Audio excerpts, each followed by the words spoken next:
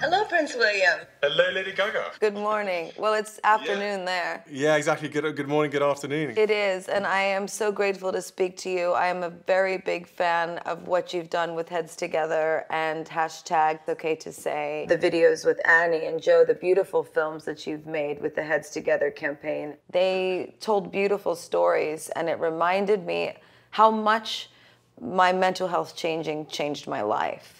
Yeah, you're really kind to say so. I mean, Harry, Catherine, and I really felt this was such an important area that throughout all our charitable work, whether it was veterans, homelessness, addiction, most of it seemed to stem back to mental health issues. So yeah, that was Lady Gaga being interviewed by Prince William. First of all, I'd like to say Prince William journalism is full. And yeah, I mean, it's basically this, in the last couple of weeks, Prince William, Kate and Harry have become the sort of mental health spokespeople with this Okay to Say campaign.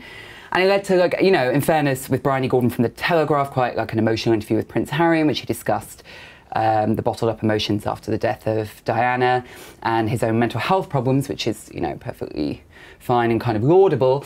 But it was interesting that kind of what media reaction this has generated, which is that we tend to wheel out the royals for stuff that we don't like politicised, and actually by using the royal family as mental health mascots in public life now, it's kind of saying, look, mental illness is just that. It's a kind of, you know, problem that people struggle with in silence, and we need to talk about it and not look at the politics of it. And what was quite frustrating to see this week was that there were some people that said, well, look, Prince Harry isn't typical of people who suffer mental health problems, and we need to have a conversation about that.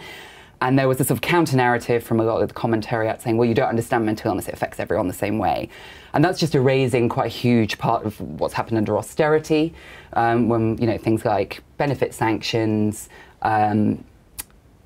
decrease in welfare, personal independence payment not being paid for mental health problems has actually made it significantly more likely to have for you to have mental health problems if you're poor. Anxiety is rising in school children.